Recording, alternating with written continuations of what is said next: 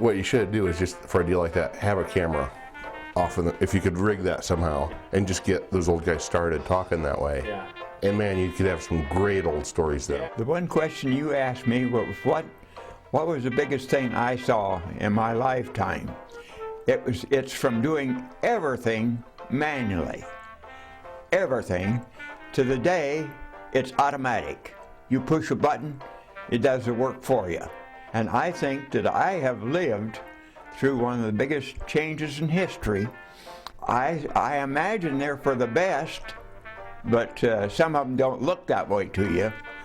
But the story in the end tells what it is.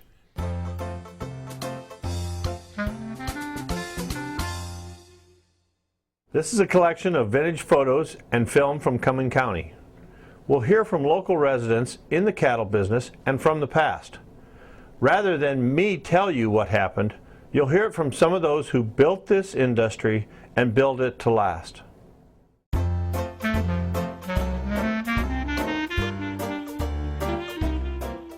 By the late 1800s, farmers in Cuming County had plowed the prairies and were growing corn. But for corn to be a cash crop, it had to be hand-picked, husked, and hauled in 50-bushel wagons. Cattle were grazed on pasture land. It was only when farmers started supplementing that pasture by feeding them corn that a new industry was born, cattle feeding.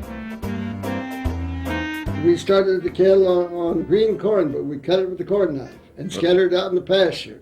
And then your next procedure was to use snap corn, and we had to break the ears over the side of the bunks. Louis Dinklage was captivated by the feeding operations of his father, Fritz Dinklage. Well, he bought them off the Omaha market part of the time, and part of the time he got them from the western in Nebraska, which at that time was about Atkinson's. And how many cattle do you remember you had when you started out? Started out with about 25, 30 cattle. 25 or 30 cattle? Yeah. And then my ambition, that was the time, was if I could feed 1,000 cattle, that I would like to be able to do that. But we went to where we probably went to a high of 65,000 a year.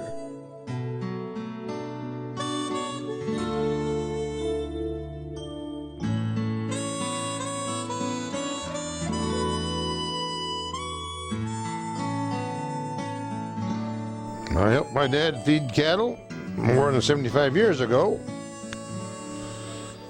when we busted the ear of corn in 2 and 3 pieces across the edge of the bunk. And then later on we got a ear of corn chopper running with a gasoline engine. And that worked great for quite a few years, and then finally got a ear corn grinder, burr mill, grind the ear corn. Then we really had great feed for many, many years.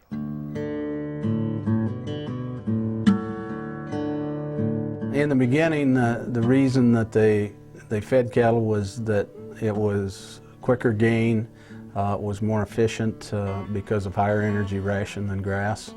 You could, so to speak, walk your crop to town in cattle.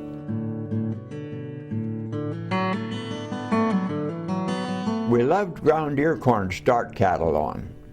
There was bulk there, and we just got them on feed easier with ground deer corn than we did straight shell corn and alfalfa. Just a couple years later, they started to grind in hay with, they'd take these thrash machines and couple them up and run it through that first and then into the blower. That's the way they chopped the hay first. And then when Schrader's and those started bringing in, Les Jones brought in one of the first big grinders, and then we started using bigger grinders. And they had these hay grinders from Colorado, the big tubs there, see, grinding hay. So that's where I got the idea, see, and I come back and I was talking to Herman Jr., you know, and Louis and them down there, and they said, boy, you sure had to get one of them. And I told them right out, I said, I'd build one and shove the motor back and put the boom and the grapple fork up in front, and I'd sit in the cab and put that hay in, and you wouldn't have to have them 2 tractors there bringing hay to that grinder. Other specialized equipment was needed for this ever-changing industry, including a new kind of loader that really took care of the situation. I built the one that, the Lodal, and Fritz and Bernard Van Zagen came over to see it work. And they liked it so well, they said they'd like to buy it. So I sold it to them. And after that, I started making some more. Got material sent off to make 20 of them. And the next thing, I got material sent out to make 100, so forth and so on. Well, you sold a bunch of them then. Oh, yeah.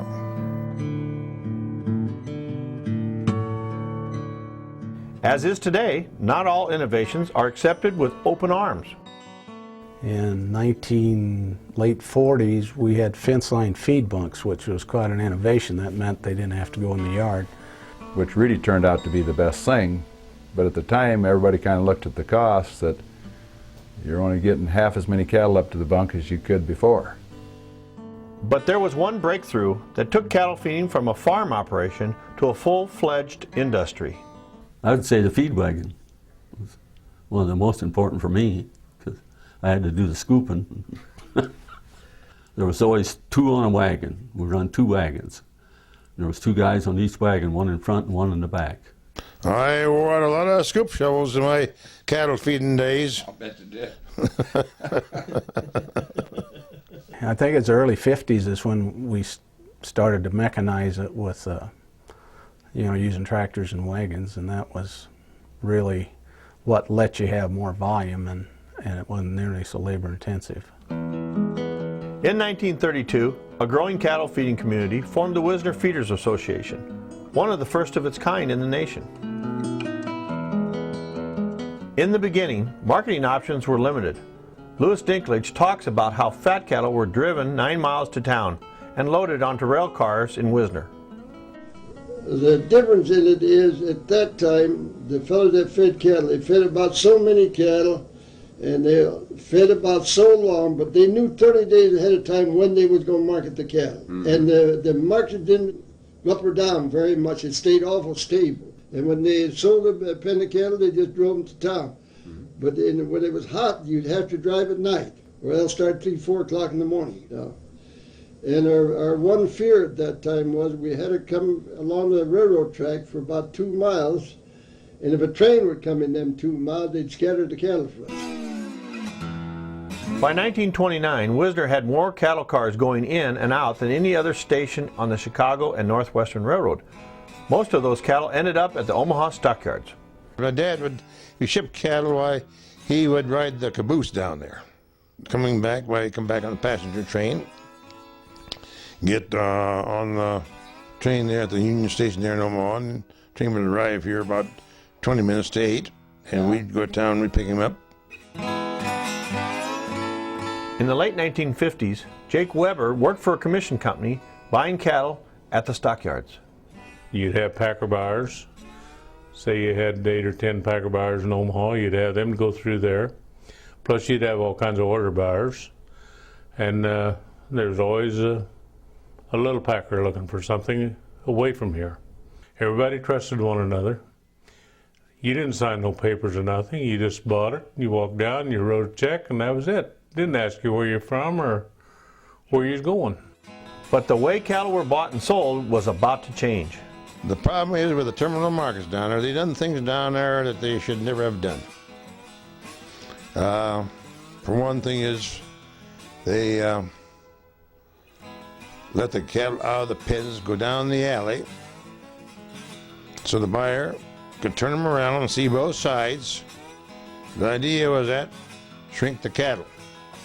Should never have been allowed. And then, of course, some of the buyers used the whip on the cattle quite a lot in the pens. That never should have been allowed. Well, the old central markets are out of the picture, aren't they? Yeah, they're getting out of the picture. What's the reason? Okay, I can tell you the reason real fast. First, it takes $5 a head to market a critter. Yeah. That's costing the freight and everything. And then when they go to the market, the packer buys them, and he'll get from 0.5 to 1% less yield than if they go direct from us to the packing company. So that's, when you figure that in dollars and cents, it's tremendous, that deal is.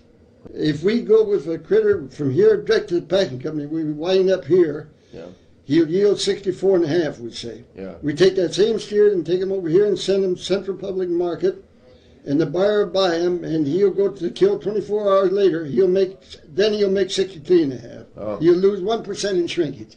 and the beef is gone. Of course, when you sell them, you can only take about what they want to give you.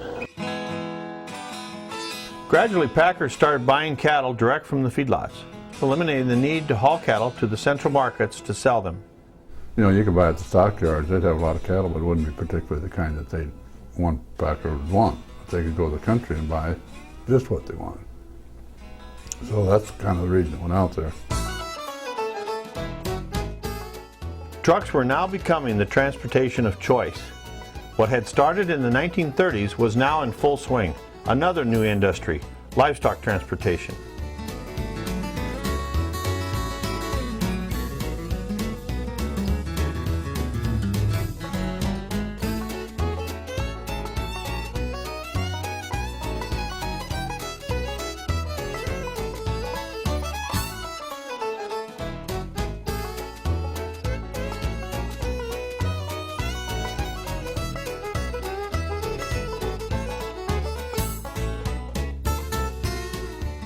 At that time, we just fed cattle, and it seemed like we could always come up with a profit in them. The boom times of the 20s were over by the end of the decade.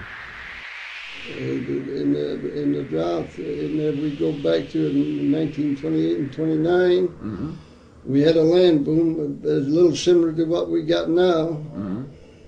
Some of this land, the place that we got between here and Beamer, about $500 an acre. In 1929? Yes, and then we bought that in 1939 at 62 and a half. 62 and a half? Yes.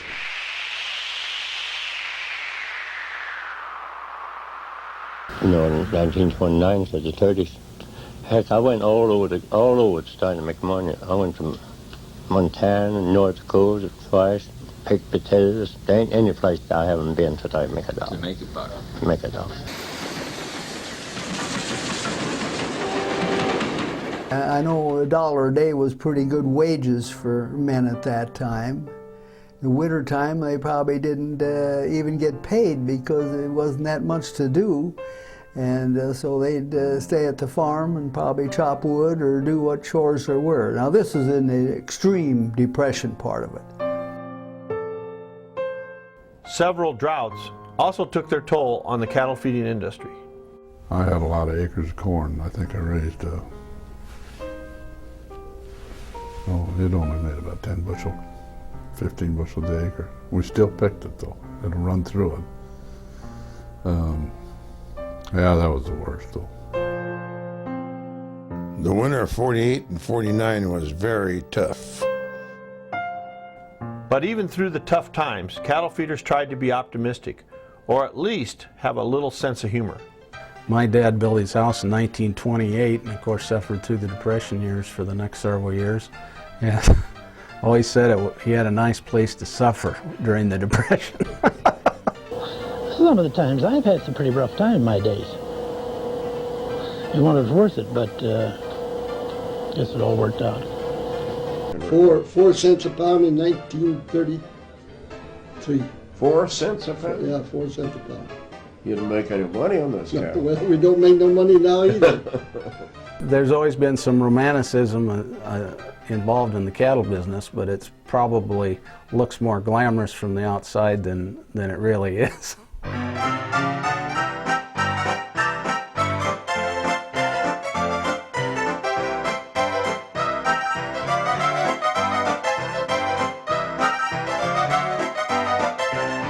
I started at $210 a month, $210 a month. Before starting his own feedlot near Wisner, Francis Bellar worked for Lewis Dinklage. When I went there and started working, I worked 10 times harder than I did on the state, but I just loved it. And ride a horse. We chased cattle, we used a horse to chase cattle, and then when I moved over to the main place and took over the foreman job, I jumped up to $250 a month. And then I got 4 cows to milk. And 4 cows to milk and 100 chickens, which was good. I lived then off of what the cows brought in and the chickens. My paycheck I used for buy automobile or whatever I wanted to buy. It just didn't take any of that to live on. In fact, we had money left from the 4 cows and the chickens. Farmers who wanted to get started in cattle feeding often looked for a partner, someone to work with until they could stand on their own, but it still took money to get in the business. Well, the first thing I would say you ought to do is talk to your banker and see what he's saying, and be sure that you have a little money, because if you don't have that, you're going to go forward. We're handling too much money for the profit that's in it. It takes it too much money. It's too dangerous a business. Many of the technology breakthroughs which helped grow the industry are taken for granted by the current generation, being replaced by even newer technologies. And we could have never run the kind of feed yards we got now without electricity. And our biggest trouble was our water. We'd have gasoline engines, and then the belts would be off, and pretty soon the engine wouldn't work. It all stopped then. Yeah. REA really helped out a great deal. Yes, it absolutely brought the city to the country. Technology-wise, I think the cell telephone has probably got us to where we can be about anywhere and do our business. We've got DTN machines, email pagers going off with cattle markets and commodity quotes on it. I've got the weather for $3.50 a month comes across my phone. While we may not know the future of the cattle feeding industry, we do know its history and why it has been so successful here in Cuming County. You've had a pretty good life. Would you have made any changes? I don't know, of course, them changes, times made the changes. Pardon? Times made the changes. Yeah. It's a good county. You can look at the land. The land is good here. Good, solid people and progressive. Well, right here, one thing we had with feed costs was probably cheaper than they were down south. And it's partially location. I mean, we've got Dakotas and the Sand Hills, and just great source of feeder cattle. And I suppose tradition went a long way. You know, they'd been into it, and the young people followed in, or there were folks that came here to work for them, and they in turn got established. Because we're absolutely too pig-headed and stubborn to let it go. I mean, that's the major driving deal. It was progressive bankers who were able to correspond with some major city banks to finance the cattle business. And I think that was it. We just love that kind of a life. The guys ahead of us that started the cattle industry in this area, and to mention some names, Herb Albers Sr., Louis Dinklage, August Lisey, Vic Borgelt, were all about 40 years older than I was. And back when you're a young person, everybody seems old. If they're 10 years older than you, they're pretty old. But these guys were 40 years older than I was. And they never seemed old to me. They were always progressive, young thinking, always looking for new things, and had the new ideas. One thing we have here in Cuming County is these are all family, basically grown out of farming, feeding operation. They're family run. There's almost all of them have at least one family member involved and very interested in taking over. I think in Cuming County we'll raise our next generation of cattle feeders, be homegrown.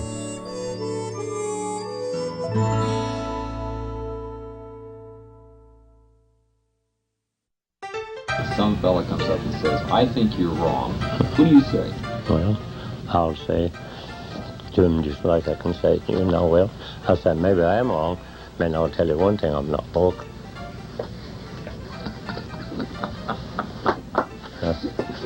Yeah, I'm not broke. Some of it is hard to understand, but in my mind, that's the way it's going to go with science. I don't know, I could get pretty far out, I suppose.